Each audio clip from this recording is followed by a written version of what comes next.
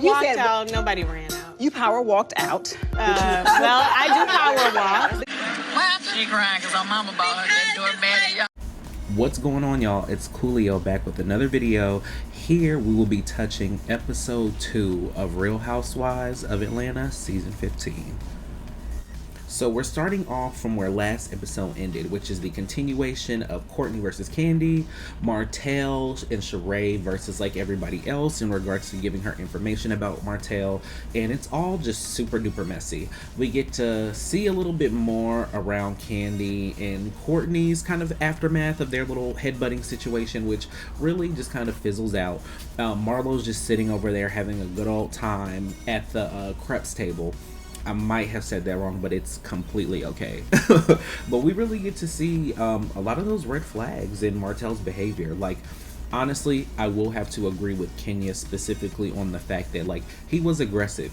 You could kind of tell he was over the bull and kind of knew what was coming, but he was still very aggressive. And to me, there was no point of that if you're confident in the decisions that you make and also who you stand by as a man.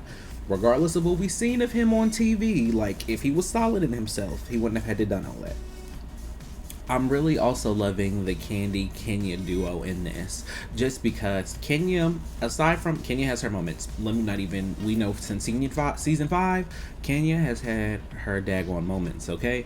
But I will say Kandi and Kenya together, especially at this current point being in season 15, I love their friendship. They really have each other's back and are consistent. I also love the fact that Kandi made the point of, like, with the DM situation, regardless of it being 2 years ago, I definitely believe that there's the possibility that there could have been a message more to Kenya, like, you know, asking for a little bit more. And since it was so long ago, and also with him now pursuing, quote unquote, pursuing Sheree, it was going to get deleted. So I can definitely kind of understand their sides of it. And also, too, just the energy that was given was way too much. I do feel like Kenya had a right to go off, but I felt like she should have played it like cute, like a lady. But nevertheless, she got her points out and they were valid. Just because, why are you doing all this and why are you being disrespectful?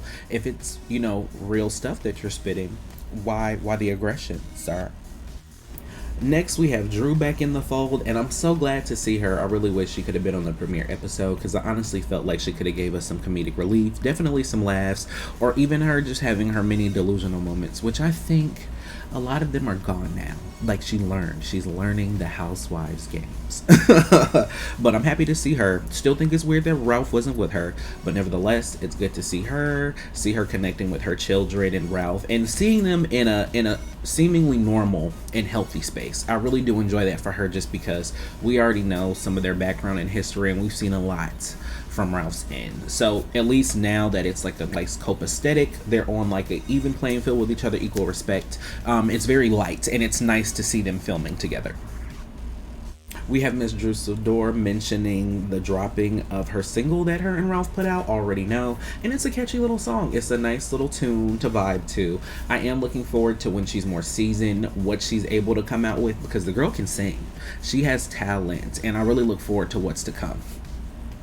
Next, we have Kandi and Sonya sit down, which I was really looking forward to, because I was hoping Kandi would ask her some direct questions about Courtney, this beef, and what she's been saying, and she did just that. I love the fact how they both are just like real women about like everything, how they present to stuff. Like, they both talked, how's the family. I love the fact that Sonya and Kandi have actually gotten to connect on a deeper level. Having that family trip seemed really nice, and it kind of stamped Sonya as like, there is the potential, of course, if she has a bad season, that like, since she's getting these closer connections with a lot of people, and honestly, she's one of the few housewives that's really grooved in very quickly without a whole bunch of like major rah-rah from seasoned and returning housewives, that she'll definitely stay. But we'll see how this plays out, especially after this season, because she's showing a little bit of mess. And here comes in the mess, which is what I was looking forward to. Kandi directly questioning Sonya about, are you loyal? Do you have my back? Like, what was said and what did you say? And of course, I was rooting for Sonya too, to be honest. Sitting there hush mouth. How can you sit there and be hush mouth at first? I'm not gonna lie, that was so funny when she was sipping her drink and she looked down and then back at Kandi because she knew she was caught up. But the fact that you sit there and try to like smooth it over and say like, oh, you know this, I said that. The only thing you did say is that, you know, me and Kandi are good. We're about to put out this video out together, and that was it. But other than that, what Courtney said, you did not intersect, defend. You didn't do any of that. So why lie? And then production is going to run it back.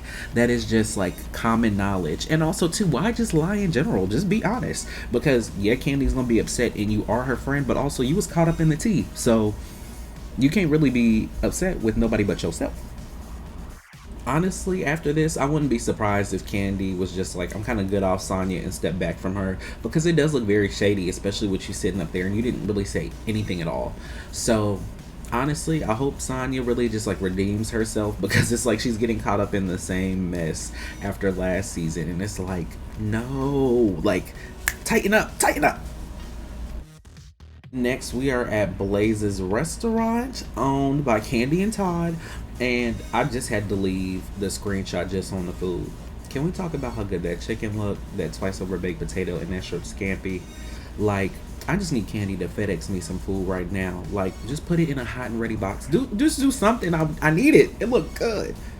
And I truly just love the fact that, aside from Candy and Todd, of course, like several other housewives in the Atlanta franchise, like, are on the tip of entrepreneurship and are really solidifying themselves as business owners, partners. And I love the fact that we get to see that, because restaurants are very, very hard. So the fact that Candy and Todd are thriving in pretty much like a majority black city and are really just like climbing themselves to the top. Like, I love it. I absolutely love it. Okay, so here we have, of course, the shooting popping up at Candy's restaurant in regards to her cousin Melvin. I'm glad he's all right, because that's probably a very scary and traumatic thing to go through. So hopefully he's just doing the healing that he needs to, and just like, just getting out of any type of negative space if he has one. But the producers cracked me up, really thinking that y'all are going to like go ahead and like typecast what's really finna go down in these circumstances, because you legitimately can't, you legally can't. So why even try to push the issue, especially with somebody who's gonna correct it? Not saying that it wouldn't work with somebody who's more passive, but y'all just got to be mindful of the legality of things. Like, regardless, for the sake of reality television, it's people's actual lives who are affected at the end of the day. Next, we have Kenya, an unofficial friend of Akila, being introduced, and they're having like a mommy-daughter date, which is super cute. We get to see more of Brooklyn, more of Akila's daughter, and I like the little moments with them kikiing, because they really talk real, and it's pretty funny. I like their little like comments and insides back and forth. So yeah, I look forward to seeing more of her. There's really not too much on her, just because we've seen her in a few scenes, but hopefully she'll have more opportunities to talk and present herself in front of the camera. Next, we have Sheree and Sonya's little dinner link up, and honestly, even though it was very mild, they just kind of recapped on Sonya and Candy's conversations, things like that. I really wish Sonya would have a stance more opposed to like, she's literally like a mini bone collector, just like bringing combos back. I want to see her throw a different flavor in there, just because like we've had a lot of people in the past who have been cast members on the show kind of do the same things for some of them. The bone collector is cool, you got to bring it back, but like bring a fresh thing to it, because we know how Sheree is, you know what I'm saying? Like, even with Courtney, it's like she's fresh and different, because she's like flat out the gate aggressive, but like it's just not landing, her delivery and her trying to like bring that energy off gate, it's not working for the franchise right now. So I'm just curious just to see Sonya do something different, hopefully. Otherwise, this may be a bad season for her. Miss Drew is getting back on the studio on y'all this season, and I'm looking forward to it. We never got to see this side of her. I love the fact that we got to know what her new single is. I love the fact that she's being open about what she's writing about, which is a lot about what she's went through in her marriage and life in general. And I think she's going to be able to create great tracks and great music just for people to listen to as well and really relate. So I really look forward to that. And I also like seeing this dynamic of Ralph and her working together in this space. But also, too, I just noticed some of the faces he was making during the meeting. It's just very, like, I don't want to say cunning, but it's just like a certain, like, I don't know, just like a certain look that's very odd and very dominant. So I know, of course, we know that some more stuff is coming up in the season just from the trailer, but I can just tell it is coming, y'all. And lastly, we close out with She is unavailable online for this video, as this is like the last scene of the episode. And so Kenya comes to her warehouse, Sheree's warehouse, just to see what she got going on, what she buys Sheree, and also for them to have a conversation. You can tell Kenya is walking in light and airy. Sheree, you can tell she's ready to talk about what happened and confront the situation. And I love the fact that they had such a grown woman dialogue, but just a lot of what Sheree was trying to argue / defend on her end made sense and it didn't. It'd be different if Martell didn't have this history. He was genuinely like seemed like a stand-up guy and, you know, was treating Sheree right versus like you seeing what he's doing on the other show that he's on with his ex-wife, and also seeing what's literally airing right now with him and Sheree, which is hella embarrassing. But like she's still trying to like defend him, and I just don't understand it. So I'm glad Kenya just kind of like said what she had to say, but also too I will say Kenya uses her words in a very like, I don't want to say intentional, but like the words that she used, she shouldn't be using them for certain circumstances unless they're to that point, that wit's end, you know. Honestly, I appreciate both of them having a healthy dialogue with one another, but however, they don't need to be friends. Sheree has a whole bunch of other stuff going on that she just needs to handle first, and also Kenya's trying to get in a better space, and also too they're gonna start butting heads way more, so they might as well just kind of like cool off from each other or truly agree to disagree and just not talk about relationships and different stuff together and not have one another's significant other around each other, especially on Sheree's end, just because she got a lot going on. So I am just kind of like, okay, I'm looking forward to the next episode just because we'll get to see Lord Mama Joyce talking mess on Todd still. When you gonna let it go, Mama Joyce?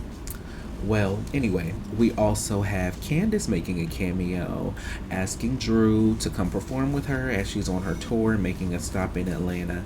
And for this, I'm very excited for Drew because I can tell she's emotionally like driven by this. So I look forward to seeing next episode and what she does. And then lastly, we have Candy going in on Courtney because she is tired of the mess. We also get to see this Drew and Marlo suspenseful moment about Marlo just going off after getting out her seat and yelling in Drew's face. Drew better than me. That's all I'm gonna say.